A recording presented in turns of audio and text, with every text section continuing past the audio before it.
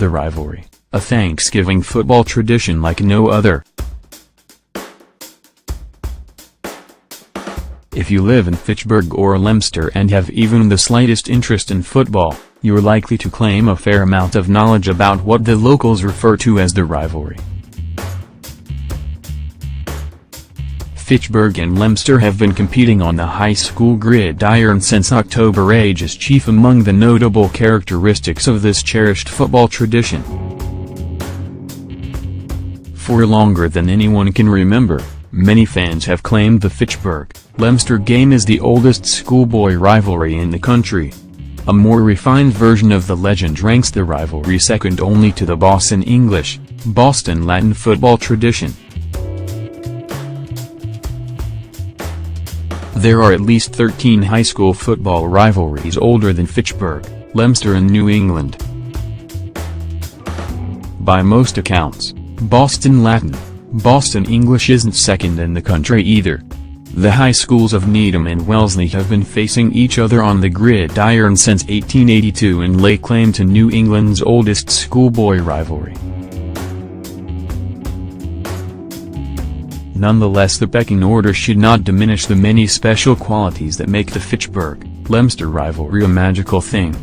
A rivalry that has spanned 5 generations, 3 centuries and 22 presidents is bound to be special, but Fitchburg-Leominster is unique. There have been streaks when one team dominated the other and times when each team has suffered several years without a single victory. In the span between 1913 and 1924, Leominster and Fitchburg played 15 games. In some of the early years the teams played twice per season. Leominster didn't win one of those 15 contests and scored a mere 20 points in all of those games combined. Leominster dominated with 11 straight wins between 1973 and 1990. Fitchburg returned the favor, prevailing in 12 out of 13 games played between 1991 and 2003. Remarkably, however, when the two teams met in 2010, the 116-year-old series was tied 58-10.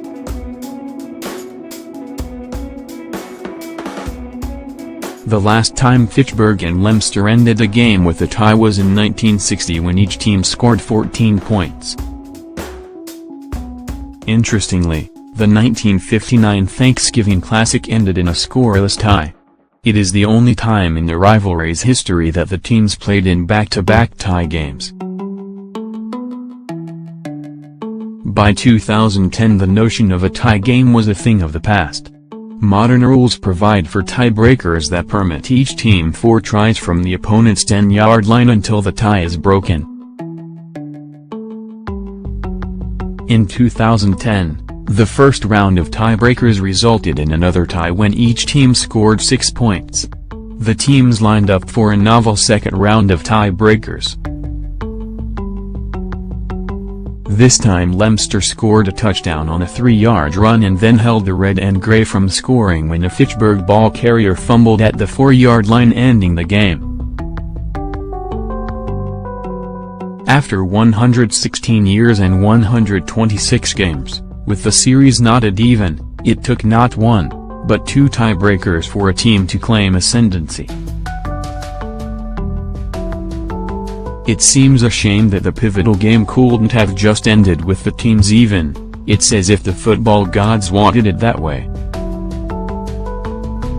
The rivalry reveals a host of other quirks that contribute to making the cherished tradition special. In 1898, the teams played their second game of the season on Fitchburg Circle Street grounds, the present-day site of Crocker Field. The game was scoreless until the last 2 minutes when Fitchburg scored on a punt return. The apparent winning touchdown was nullified by the referee because the Fitchburg runner was aided by the hometown crowd who had come onto the field and obscured him from any would-be Leominster tackler. The Fitchburg contingent would have none of the referee's ruling, and in frustration the referee blew his whistle, ending the games as a scoreless tie. All of that description appeared in the Fitchburg Sentinel the following day with a headline that read, "Fitchburg wins 5-0.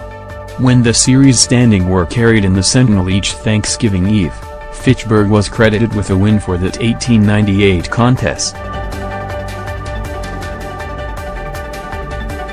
That changed in 2010 when I was able to convince the Sentinel's editor of the accuracy of their long-ago reporting, and the game was officially changed to a tie. For a time, the two cities and their newspapers couldn't agree on the starting date of their sacred football series.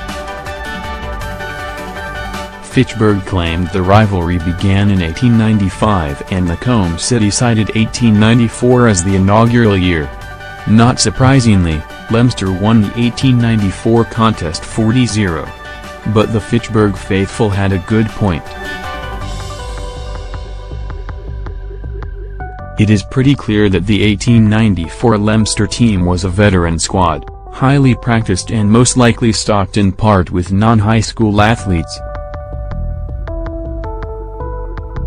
1894 edition of the Sentinel summed up the problem. Much more credit is due the FHS team who, instead of challenging players and refusing to play unless they were withdrawn, displayed their genuine sportsmanship-like spirit by going in and playing for all they were worth.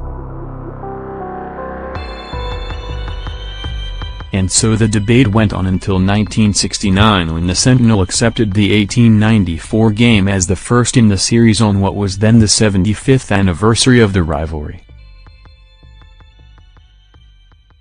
With that long debate apparently settled, a throng of 10,000 fans witnessed one of the greatest upsets in the rivalry's history when the Blue Devils beat highly favored and undefeated Fitchburg 40-18 at Doyle Field. Each city has fielded a number of undefeated squads on Thanksgiving, but never at the same time. That is with the exception of 1933 when the Thanksgiving Day Classic featured two powerful squads who showed up at Doyle Field unbeaten. It was the worst year of the Great Depression, and the pride each community felt for their football team was a healing elixir for depression-weary souls. As if they came from central casting, each team featured a star, Bill Mackey for the Red and Gray, and Ronnie Cahill for Leominster. Both players were as humble as they were talented. Mackey held the scoring record at Fitchburg High School for 62 years without knowing it. When a Sentinel reporter asked him what he thought about the fact that Rick Morales might break it on Thanksgiving Day 1995, Mackey quipped, "I hope he breaks it and enjoys it longer than I did."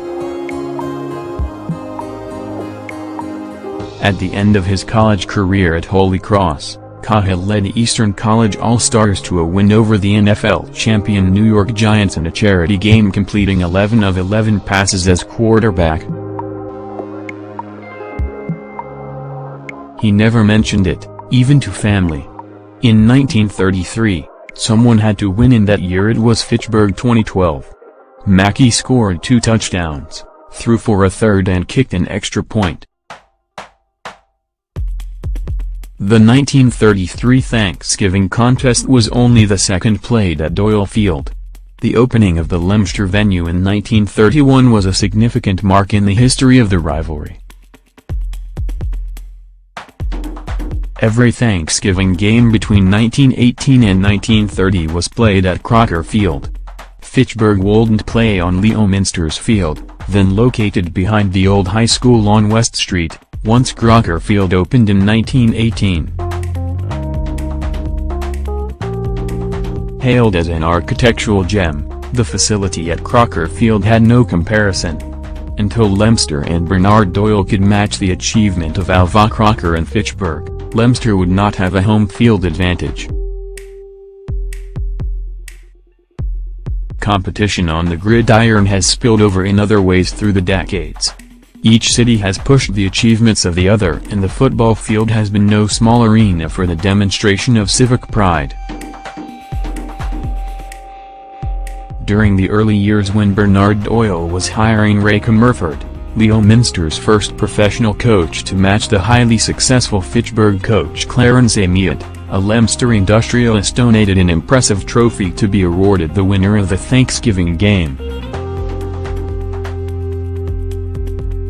The Nicholson Cup, named for its donor Halty Nicholson, was first awarded to Fitchburg for their 20-0 win over Leominster in 1926.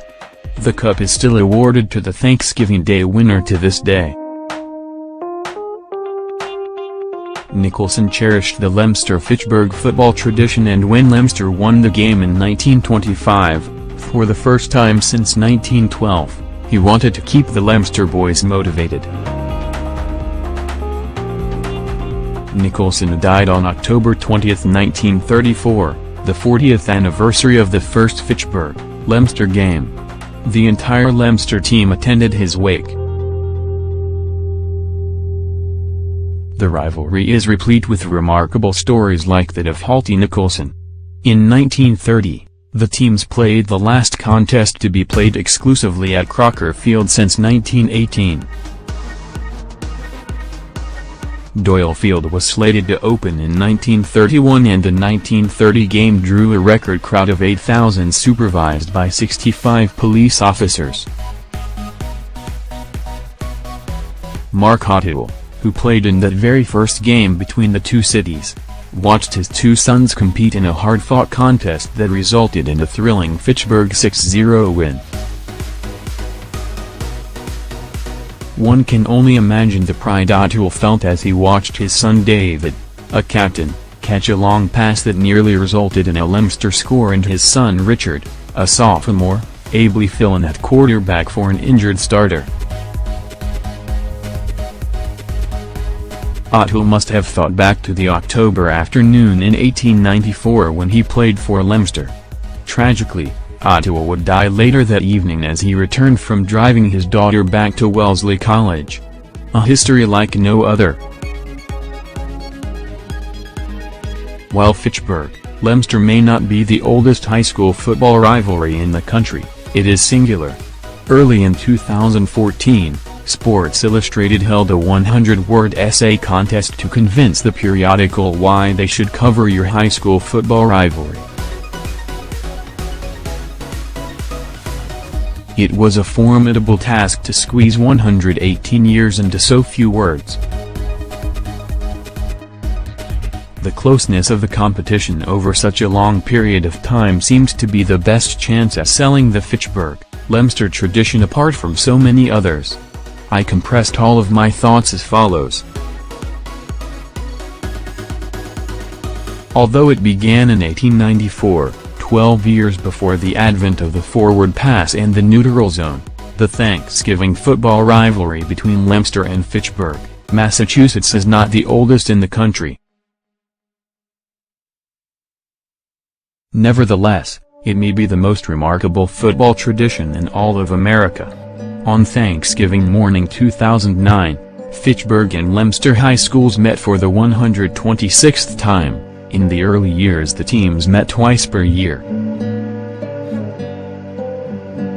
Leominster prevailed by a score of 21-6. After the game, the standings were even, 58 wins each and 10 ties. It would be hard to find another Thanksgiving football rivalry as old as Leominster and Fitchburg with such even results. The following year, the teams met at Leominster's historic Doyle Field and played to a tie. Unfortunately, the folks who oversee high school football today decry ties. The terms played a tiebreaker, roughly equivalent to the NCAA rule. Again, the contest ended even. Not until the conclusion of a second tiebreaker was the contest decided in Leominster's favor. One might suspect that football purists of yesteryear might have believed it more proper that the 2010 contest end as they intended, in a tie. 24, 2014, an email arrived from an editor at Sports Illustrated, "Our rivalry won." The magazine was sending a reporter to cover the Fitchburg-Leominster Thanksgiving game. A few days later I met the reporter at the Leicester pep rally held at City Hall on the day before Thanksgiving. As we chatted about football heritage, we wondered what the accumulating snowfall meant for the next day's game. Unfortunately, we soon learned that, for only the third time in 120 years, the game was being postponed to Saturday. Peter King reassigned the reporter and Needham Wellesley got the story. The quality that attracted a national publication to cover our ancient football tradition has begun to shift a bit again. Since the series tie was broken in 2010, Leicester has taken the lead in games won. Last year, the Blue Devils eclipsed the Red Raiders in total series points scored for the first time since 1899. But knowing what I've learned about football in these two cities tells me that this will someday change. No matter how partisan you can be about your home team, one must begrudgingly admit that the quality of the opponent and their drive to compete against your team with everything they got is what makes the rivalry special. It's the way it's always been. Regardless of the age of the Fitchburg, Leicester football tradition, it's what will always set it apart from all others.